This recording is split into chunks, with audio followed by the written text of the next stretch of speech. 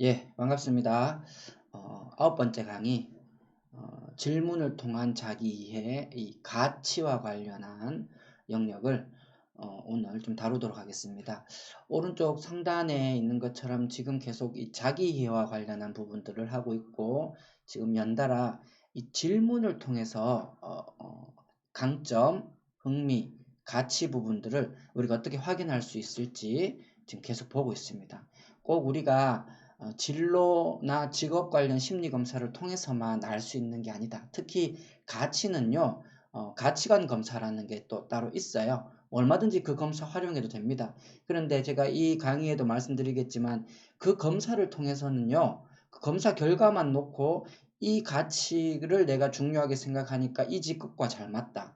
그런 거는 1차적인 이제 검사 방법입니다. 그런 걸로는 저에 대해서 더 깊이 있게, 나 자신에 대해서 깊이 있게 확인하기가 쉽지가 않아요. 자, 그러면 어떤 질문을 통해서 우리가 나의 가치에 대해서 한번 확인해 볼 수 있느냐라는 겁니다.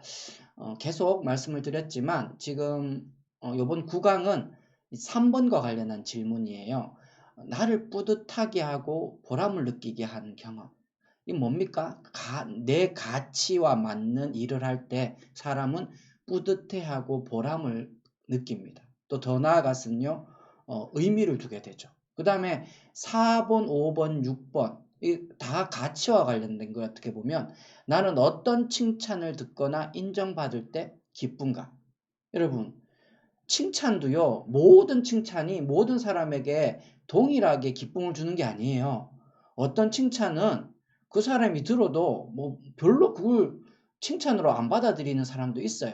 어떤 사람에게는요, 같은 칭찬인데 그게 그 사람에게 굉장히 큰 기쁨과 인정받았다라는 것으로 다가올 수가 있다라는 거예요. 왜 그렇습니까? 내가 중요하게 생각하는 게 다르기 때문에 그래요. 여러분, 중요하게 생각한다는 게 다른 말로 뭡니까? 내가 가치를 두고 있다는 뜻이에요. 그 다음 5번 질문. 나는 세상에 어떤 필요를 채우고 싶은가? 이거 조금 있다가 요 말을 한 분이 있어요. 그분 이야기를 할 때 한 번 더 설명을 하고, 그죠? 나는 세상에 어떤 필요를 채우고 싶은가? 이게 6번 질문하고도 연결되어 있거든요. 다른 사람은 그냥 관심 없어. 근데 유독 어디? 내 눈에 계속 밟혀. 내 눈에 계속 거슬려. 그죠? 왜? 내가 그걸 중요하다고 생각하니까. 모든 사람이 동일한 것에 자기 눈이 밟히지 않아요. 눈이 밟힌다라는 말이 뭐 조금 표현이 그렇지만 내 눈에 계속 밟힌. 이것도 가치와 관련한 질문이다 이겁니다. 이것들을 가지고 한번 얘기를 해보자라는 거예요. 나는 어떤 칭찬 듣거나 인정받을 때 기쁜가? 다른 사람들은 그냥 넘어가. 근데 유독 내 눈에는 계속 밟혀, 거슬려. 그런 영역이 있는가? 나는 또 세상에 어떤 필요를 채우고 싶은가? 이게 다 내가 중요하게 여기는 것, 나에게 소중한 것, 내가 가치 있다고 여기는 것과 다 관련이 있다는 겁니다. 그래서 아무리 내가 잘하고 좋아하는 일이라 하더라도 나와 나의 가치와 관련이 없거나 또 상반되는 일이면요, 보람을 느끼지도 못하고 의미를 두지도 않아요. 그래서 중요한 겁니다, 여러분. 실제 이 가치와 직업을 바로바로 연결시키는 검사들이 있어요. 직업 가치관 검사, 뭐 또 시중에는요, 가치 카드라는 것도 팔아요. 카드의 단어를, 여러분 지난번에 강점 카드처럼 가치와 관련한 강의란다. 단어만 어, 적어둔 카드들이 있어요. 그 카드를 통해서 내 가치, 내가 소중히 여기는 게 뭔가, 이걸 확인해 보겠다는 거예요. 근데 그 가치관 검사나 가치카드에서 뽑은 그 단어가 중요한 게 아니에요. 대부분 뭐 안정성, 금전적 보상, 성취, 봉사, 몸과 마음의 여유, 창의성, 명예, 영향력, 뭐 굉장히 많아요. 그죠? 그 중에 내가 중요하다고 생각한 거 체크하면 그 단어가 내가 소중하게 여기는 가치라고 검사 결과가 나와요. 그러고 난 다음엔요, 직업 안정성을 내가 소중히 여긴다. 그럼 그것과 관련된 검사를 매칭시킵니다. 뭐 공무원이면 공무원, 뭐면 뭐다. 그 다음에 봉사와 관련한 가치 점수가 높으면요, 그것과 관련한 직업을 추천해요. 간호사, 사회복지사. 여러분, 이럴 거면 뭐하라고 합니까, 이 검사? 그죠? 이 검사가 소용없다는 게 아니에요. 뭐냐면 이 검사가 소용없는 게 아니라 이 검사의 결과를 어떻게 활용할 거냐라는 거예요. 검사의 결과보다 활용이 더 중요하다. 어떻게 해요? 직업 안정성이 높다. 도대체 이 단어와 이 용어가 어떻게 내가 가치를 부여하고 있는지에 대해서 그 이야기들이 이렇게 끌고 나와져야 된다는 겁니다. 그냥 이 결과, 검사 결과 이런 가치가 높네 끝 이게 아니에요. 사실 그게 뭐예요? 나에 대한 이해죠. 나에 대한 스토리가 풀려져 나와야 된다는 거예요. 지난번 흥미와 강점 얘기했던 것처럼. 그래서 대부분의 이런 심리 검사는 결과와 어떤 직업을 자꾸 매칭시킵니다. 뭐 그게 틀린 건 아니에요.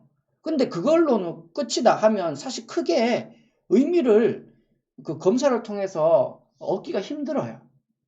그래서 제가 지금 이 진로도 나답게라는 책은 그런 스킬과 관련한 게 적혀 있는 책이 아닙니다. 그 다음에 만들 책을 이제 그런 부분들로 준비해서 제가 어떤 스킬, 어떤 방법으로 그걸 찾을지, 뭐 다양한 심리 검사나 이런 방법들을 이제 넣을 건데요. 이 책은 그게 아니에요. 일단, 그래서 거기에서 끝나면 안 된다라는 거예요. 거기에서 끝나면. 그러면요, 제가 여기서 말하고 싶은 것은 이제 이론적으로 베이스를 우리가 깔고 가야 될 것. 바로 뭐냐?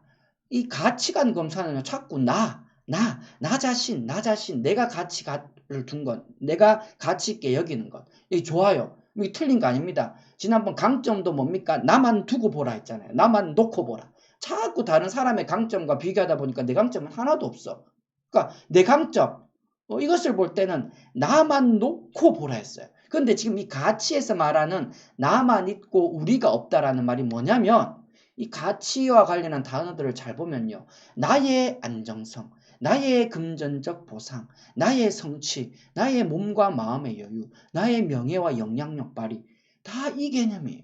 근데 조금 다른 각도로 보자 이거예요. 여러분 가치라는 것은 지극히 개인적인 게 맞아요. 그런데요. 타인의 존재를 배제하면 이 가치는 의미가 없어집니다. 나만 잘 되면 돼. 나만 가치 있으면 돼. 이렇게 가서는 안 된다라는 거예요.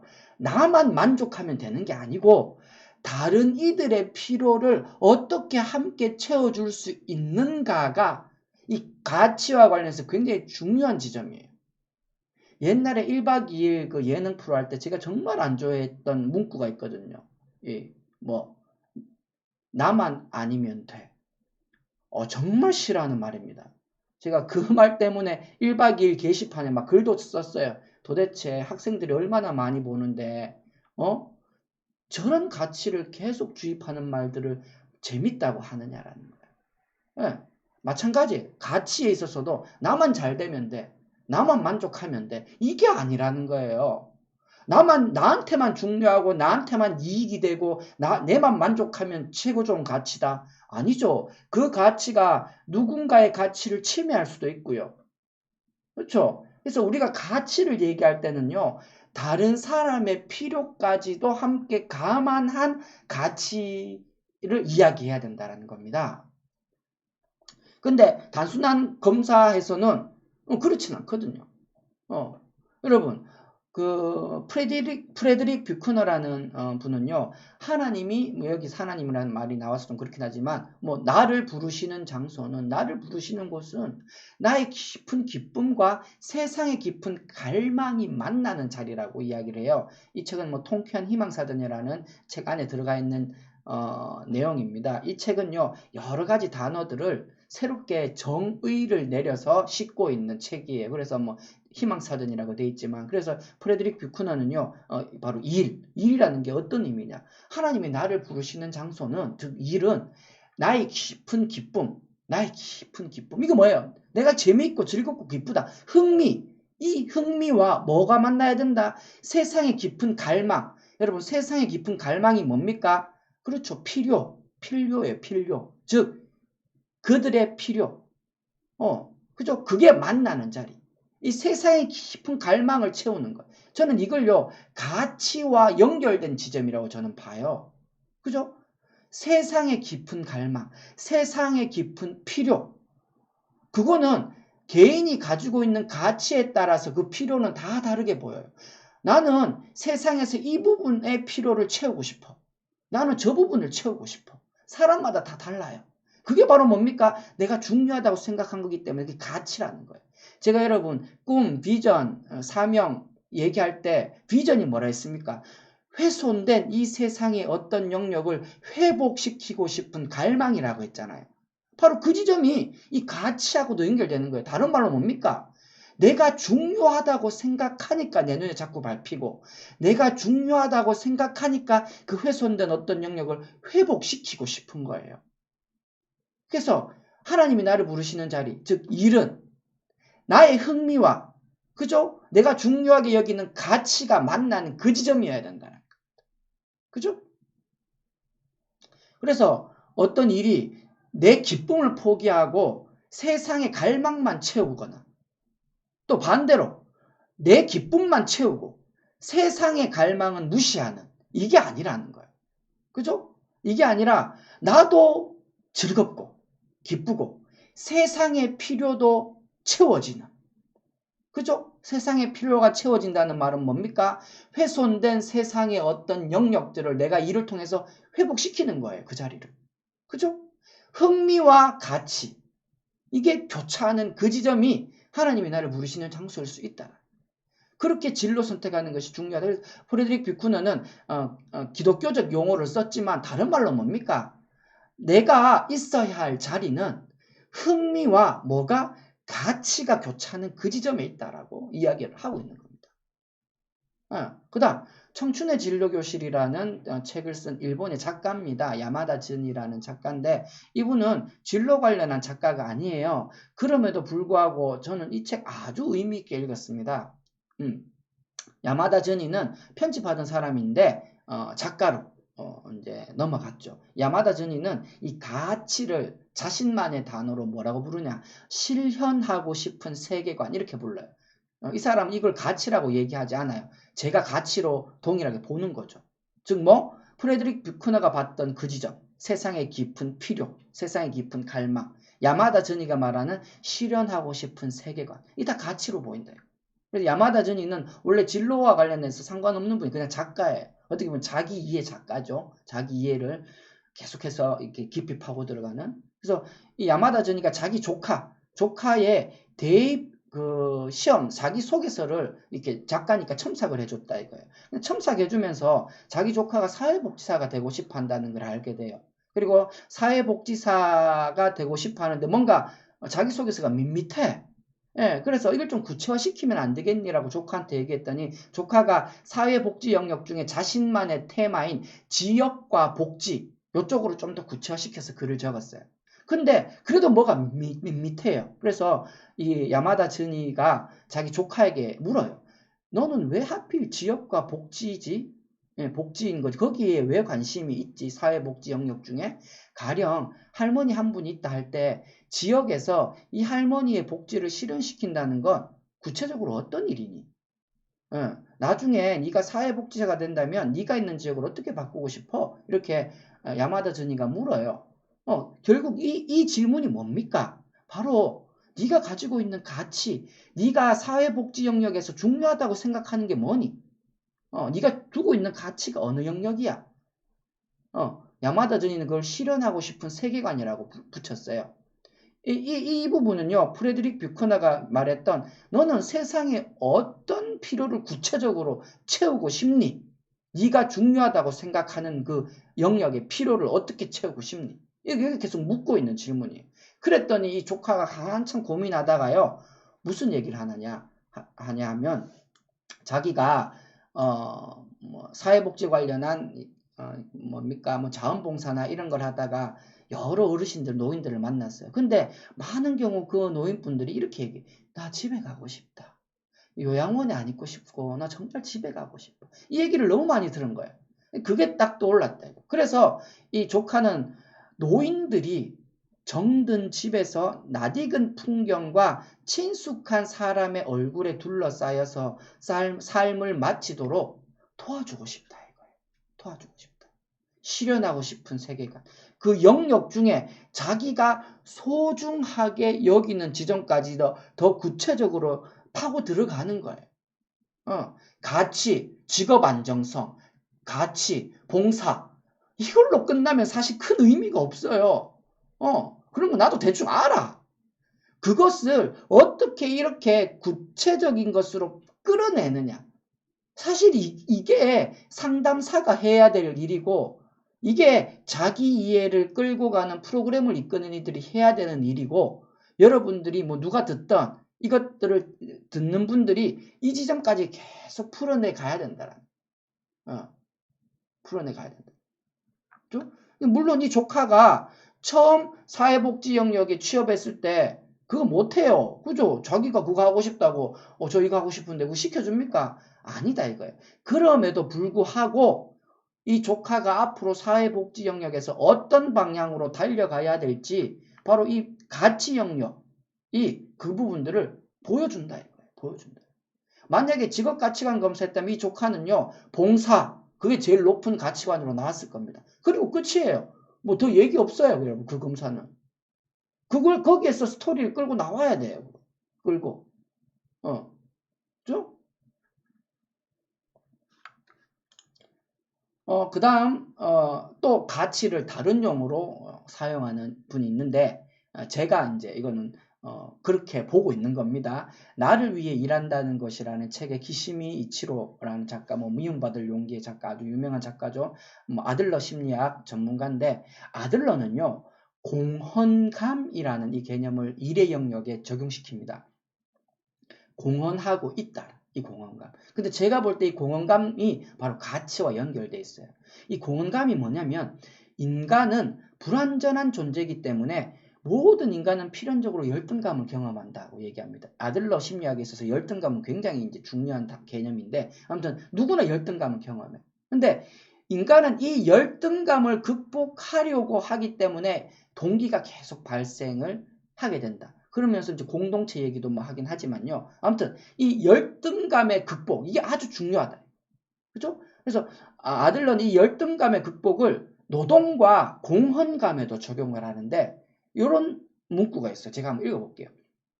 누군가는 신발을 만들 때 신발을 만든 그 사람은 타인에게 유용한 존재가 된다.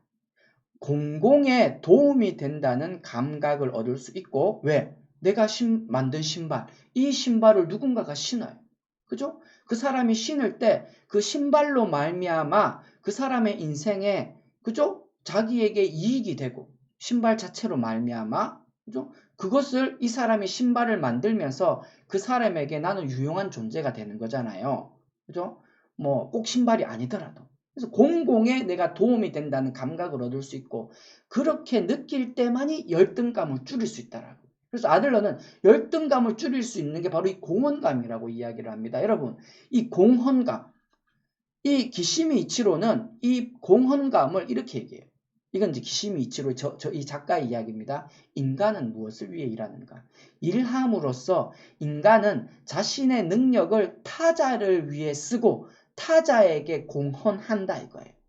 타자에게 공헌하면 공헌감을 느끼고 그럼으로써 자신이 가치 있다고 느낄 수 있다. 따라서 일한다는 것은 자신을 위한 일이기도 하다. 그죠? 내가 공헌한다. 어디에 공헌함으로써 누구에게? 타인에게, 타자에게 공헌함으로써 나는 중요한 사람이다. 그죠? 그 사람에게 유익을 끼치니까. 이게 이 가치의 영역은요. 나만 보고 생각하면 굉장히 이기적이고 개인적인 것이 되어 버려요.